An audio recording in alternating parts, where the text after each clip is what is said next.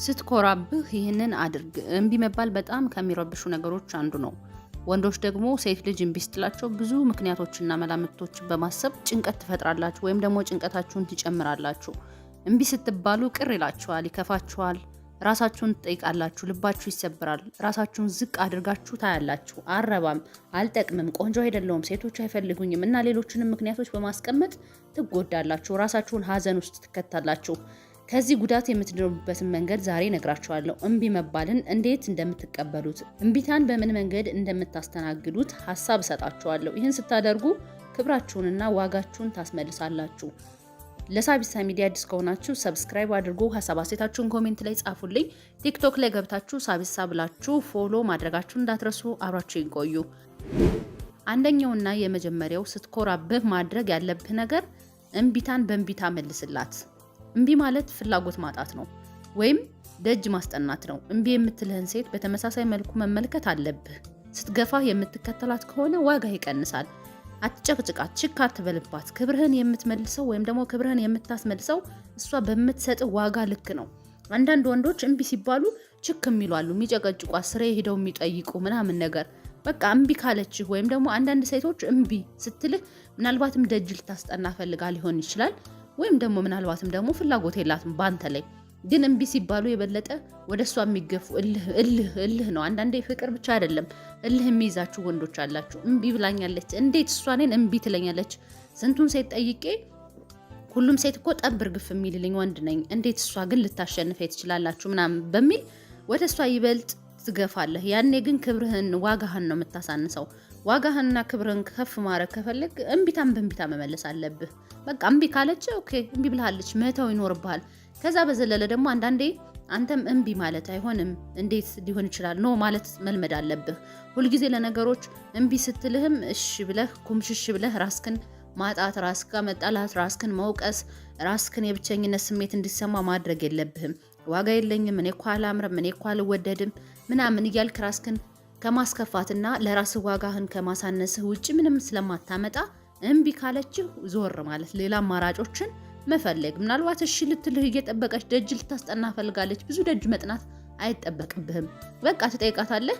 አሁን ጊዜው ፊት ለፊት ነው። ነገሮችን ሁሉ ፊት ለፊት ጠይቃት እሺ የምትል ከሆነ እሺ ትበል። ከዛ ውጭ እንደ ድሮ ዘመን በጓሮ እየሄድክ ማስጠየቅ፣ አስሬ ደጅ መጽናት፣ ውሃ ስትቀዳ ልክ እየተከተሉ እሺ ትለኝ ሆን እንዴት ላድርግ ምን ላድርግ እንደሚሉ ወንዶች መሆን የለብህም። ሁለተኛው ስትኮራብህ ማድረግ ያለብህ ነገር ትኩረትህን ቀይር፣ ራስህን አሳድግ። ራስን ማሻሻል፣ በራስ መተማመንህን ከፍ ማድረግ አለብህ። እሷን ከአእምሮ አውጥተህ ራስህን መለወጥ ላይ አድርገው። ትኩረትህ ባለበት አቅምህን ታባክነዋለህ። ወይም ደግሞ እሷ ላይ ትኩረትህን ባደረግክ ቁጥር ያለህን አቅም እሷ ላይ ታባክንና ያለህን እውቀት ያለህን ብዙ ነገር ጊዜህን ታፈስና አንተ ወደ ራስህ ወደ ህይወት መመልከት ስታቆም ብዙ ነገሮች ከዛ በኋላ ከእሷ እምቢ ካለችህ በኋላ ሌላው ህይወት ከባድ ይሆናል። ስለዚህ ትኩረትህን አታባክን፣ አቅምህን ማባከን የለብህም። ራስህን ማሻሻል፣ ትኩረትህን ወደ ሌላ አቅጣጫ መቀየር ይኖርብሃል። ስለዚህ ትኩረትህን እሷን ከማሰብ ይልቅ ራስህን መገንባት ላይ አድርገው። ሀብታም መሆንን፣ ገንዘብ መያዝ። ገንዘብ ካለህ በአሁኑ ጊዜ የምንም ነገር መሰረት ነው። ምንድነው ፍቅር በቂ ነው ምናምን የሚለው ነገር ውሸት ነው። በቃ ገንዘብ ካለህ የትኛዋንም ሴት ጠብ እንደምታደርግ ማወቅ አለብህ። እውቀት ካለ፣ ገንዘብ ካለ፣ ጎበዝ ከሆንክ፣ በራስ የምትተማመን ወንድ ከሆንክ፣ ስለዚህ ትኩረትህን እሷ ላይ ማድረጉን አቁመህ ወደ ራስ ተመልከት። የህይወት ግብ ይኖርህ። የምትወደው ነገር ላይ አተኩር። የምትወዳቸው ሰዎች ጋር ጊዜ አሳልፍ። ከውስጥህ አሉታዊ ነገሮችን አጥፋ። እሷን ከህይወትህ አውጣት። ራስህን ስትለውጥ የተሻለ ሴት በህይወትህ እንደምትመጣ ማሰብ ይኖርብሃል። ራስህን መለወጥና ደስታህ ላይ መስራት ይኖርብሃል። ስለዚህ ትኩረትህን ቀይር። ራስህን ወደ ማሳደግ አድርገው ትኩረትህን። እሷ ላይ ትኩረትህን አንሳ። ሶስተኛው ግንኙነትህን አቁም። ሴት ልጅ እምቢ ስትል የመጀመሪያው ነገር በምንም ሁኔታ ግንኙነት ማቆም ነው። በአካልም ይሁን በስልክ ወይም ደግሞ በማህበራዊ ሚዲያ እሷን አታገኛት፣ አታውራት። እምቢታን የማትቀበል ሰው መሆንህን ታረጋግጥላታለህ። እሷ የምታገኛቸውን ሰዎች ማግኘትህን አቁም። ወይም ደግሞ ከእሷ ጋር ጓደኝነት ያላቸውን ሰዎች አንተ እርግፍ አድርገህ ለመተው ሞክር። አንደኛውና የመጀመሪያው የዚህ ጥቅሙ ምናልባትም በጣም አፍቅርሃት እየተጎዳ ከሆነ ያን እንዲተው ያደርግልሃል። ማፍቀርህን መጎዳትን እንዲቀንስ ያደርግልሃል። ከዛ ሁለተኛው ጥቅምህ ደግሞ እሷን በየትኛውም መንገድ እሷ ብትሄድም ብትመጣም ካንተ ህይወት ላይ ምንም የሚቀነስ ነገር እንደሌለ ማሳያ ነው። በቃ እምቢ ብለሽኛል፣ ስለዚህ እምቢታን የምቀበል ሰው አይደለሁም፣ በቃ እምቢ ካልሽኝ ከኔ ህይወት መውጣት አለብሽ ብለህ ምናልባትም ሶሻል ሚዲያ ላይ ብሎክ ማድረግ ሊሆን ይችላል። እንደዚሁም ጓደኝነትን ማንሳት ሊሆን ይችላል። ስልኳን ማጥፋት፣ ስልክ መደወል አያስፈልግም። አንዳንድ ወንዶች እምቢ ሲባሉ በጊዜ ሂደት እሺ ትለኛለች በሚል መለማመጥ፣ መደወል፣ ሶሻል ሚዲያ ላይ ማውራት፣ ማላዘን፣ አንዳንድ ጥቅሶችን መጻፍ ምናምን እንደ ድሮ አራዳ አንዳንድ ጥቅሶችን ሶሻል ሚዲያ ላይ መለጠፌ አለ አይደለ የመከዳት ስሜት የሚያነሳሱ ወይም ደግሞ የማፍቀርን ምናምን ምልክት የሚሰጡ ነገሮች የሚጽፉ አሉ። ያን ነገር ማቆም ይኖርብሃል። እምቢ ካለች ግንኙነትን አቁም። በቃ እምቢ ተብልሃል። አልፈልግህም የተባልክ ወንድ ነህ። ስለዚህ አልፈልግህም የተባልክበት ቦታ ያልተጠራህበት ሰርግ ላይ እንደማትሄድ ሁሉ እምቢ የተባልክበትን ነገር መተው ይኖርብሃል። ይሄን በደንብ ልታሳያት ያስፈልጋል። ማንም ሰው ዝቅ አድርጎ እንዲያይህ እድል መስጠት የለብህም። ምክንያቱም አንተ የተከበርክ ሰው ነህ፣ ትልቅ ሰው ነህ። ለራስህ ቦታ አለህ፣ ራስክን ትወደዋለህ፣ ራስክን ታከብረዋለህ። እምቢ ካለችህ ከስሯ መራቅ ይኖርብሃል። ለክብርህ የሚመጥኑ ነገሮችን እንጂ ማድረግ ያለብን ለክብርህ የማይመጥኑ ነገሮችን ማድረግ የለብህም። ምክንያቱም እንዳልኩ አንተ የተከበርክ ሰው ነህ። ራስክን የምትወድ በራስ መተማመን ያለህ ወንድ ከሆንክ ነው። በራስ መተማመን የሌላቸው ወንዶች ወይም ደግሞ በራሳቸው የማያምኑ ዝም ብለው ይሄ በህይወታችን ስሜት የሚሰማቸው ወንዶች ግን ሁልጊዜም በቃ እሷ እምቢ ብለው ገፍተው ትታ እምቢ ከተጣልክ በኋላ መለማመጥ አይጠበቅብህም። ከተጣሉ በኋላ ግን የሚለማመጡ ወንዶች አሉ። እንደነዚህ አይነት ወንዶችን መሆን የለብህም። አራተኛው ጸጸት እንዲሰማት አንተን በማጣት እንድትበሳጭ አድርጋት። ጠይቀሃታል፣ እምቢ ያለችህ የግል ምክንያት ይኖራታል። እምቢ ያለችበት ምክንያት አልፈልግም ካለችህ አስገድደህ ምን ታደርጋታለህ? በቃ ላሽ በልና ራስ ላይ ስራ። ምናልባት አንተ የጎደለ ነገር በእውቀት ሊሆን ይችላል፣ በገንዘብ፣ በአካላዊ ገጽታ ራስህን መለወጥ ይኖርባል። እነዚህ ነገሮች ጎለው ከሆነስ እምቢ ያለችህ፣ አለበለዚያ ደግሞ የራሷ ምክንያት ይኖራታል። እምቢ ያለችበት ምክንያት ይኖራታል። ግን አንተ ጸጸት እንዲሰማት ይችን ሴት ራሷን እርግፍ አድርገህ ትተህ ራስ ላይ መስራት፣ ገንዘብ እንዲኖርህ፣ እውቀት እንዲኖርህ፣ ስነ ስርዓት ያለው የተከበረ ሰው፣ ማንም ሰው ጎንበስ ቀና የሚልለት የሚያከብር ሰው እንዲሆን ራስ ላይ መስራት ነው እንጂ ያለብህ እሷን እንደገና የባሰ ጸጸት በመተዋ እንዳትጸጸት ማድረግ የለብም። እንዳትጸጸት ካደረካት ትንቅሃለች። የባሰ ያን ቀን የተባረከ ቀን ነው። እሱን እምቢ ያልኩበትና እሱን ገፍትሬ የጣልኩበት አልፈልግህም ያልኩበት ቀን የተባረከ ቀን ነው ትላለች። ግን አንተ ራስ ላይ ሰርተ ራስክን ባሳደግክ ቁጥር ትጸጸታለች። ወይኔ እሺ ብለው ኑሮ በጣም መልካም ሰው ነው ለካ በጣም ጥሩ ነው ትላለች። እኔ በህይወቴ ብዙ ሴቶችና ወንዶችን ገሌን ነበር ማግባት የነበረብኝ ብለው ሲጸጸቱ ሰምቻለሁ። ያለ ምንድን ነው የሆነ ገፍትራ ለምሳሌ የሆነ ሴት አልፈልግህም በቃ ነው እኔ አልፈልገው ምናምን ብላ ብዙ አሉ በዙሪያ ማቃቸው እንኳን ሴቶች አልፈልግህም ብለው ያን ወንድ ከተውት በኋላ ከሆነ ጊዜ በኋላ ሌላ ወንድ አግብተው ትዳር መስርተው ልጆች ወልደው ምናምን ነው እኔ እኮ ከሌን ነበር ማግባት እንትን ነበር ማግባት የነበረብኝ የኔ ህይወት እኮ ያልነበረም እሺ ብየው ሲጠይቀኝ የሚገርምሽ እንዲህ ብየው እንዲህ አድርጌ ከዛ የሚገርምሽ ሄዶ እንደዚህ ሰራ መኪና ገዛ ቤት ገዛ ምናምን የሚሉ ሴቶች አሉ። ያለ ምን ሆነ ቢባል ያኛው ወንድ በጣም ጎበዝ ስለሆነ ነው። ይቺ ሴት እምቢ ብለዋለች። ስለዚህ ራሱ ላይ ሰራ። እሷን እየለመነ ጊዜውን ከማቃጠል ራሱ ላይ ሰርቶ ገንዘብ አገኘ፣ ሀብት አገኘ። ያንን ጊዜ ልጅ ሁኜ ስሜታዊ ሁኜ ሳይገባይ ቀርቶ እያሉ ይበሳጫሉ። እነዚህ ሴቶች ይጸጸታሉ። ግን ውሸት ነው፣ እውነት እንዳይመስል በቃ ራሳቸውን ለማባያ ነው ማለት ልጅ ሁኜ እኮ ነው ሳይገባይ ቀርቶ ምናምን የሚሉት አንተን ወይም ደግሞ ያ ወንድ ጎበዝ ሆኖ ተለውጦ ሲያዩ ባላቸው ኑሮ ባላቸው ህይወት ላይ በጣም እየተጸጸቱ ይሄዳሉ። አየህ፣ ራስህን ከፍ ስታደርግ ራስህን ስትለውጥ ሁሉም ሰው ይፈልግሃል። በቃ ማንም ሰው ነው የሚንገበገብልህ፣ ማንም ሰው ይፈልግሃል። የጠላህ ወዳጅህ እንኳን ይፈልግሃል፣ ይወድሃል፣ ይናፍቅሃል፣ ያገኝህ አብሮ ሊዝናና አብሮ ወክ ሊያደርግ ይፈልጋል።